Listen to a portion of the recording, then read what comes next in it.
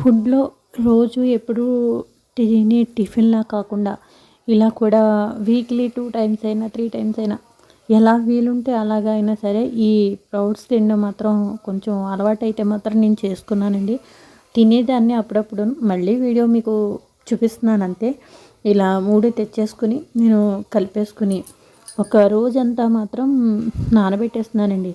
పెసలు ఒక గ్లాసుడు, ప్లస్ వేరుశనగ గుళ్ళు ఒక గ్లాసుడు, శనగలు ఒక గ్లాసుడు, 3 సమానంగా అయితే మాత్రం తీసుకున్నాను నేను.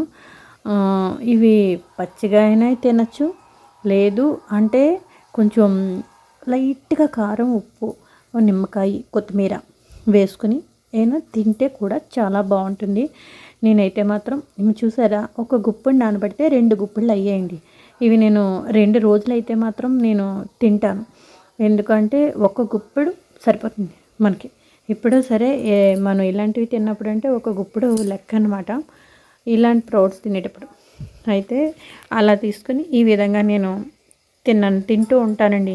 ఏదో టైంపాస్ పొద్దున్నే అంటే మార్నింగ్ బ్రేక్ఫాస్ట్ అలవాటు లేకపోయినా నాకు కొంచెం పూజ అయ్యే వరకు ఏది తినకూడదన్న సెంటిమెంట్ ఒకటి ఉంటూ ఉంటుంది కదండి.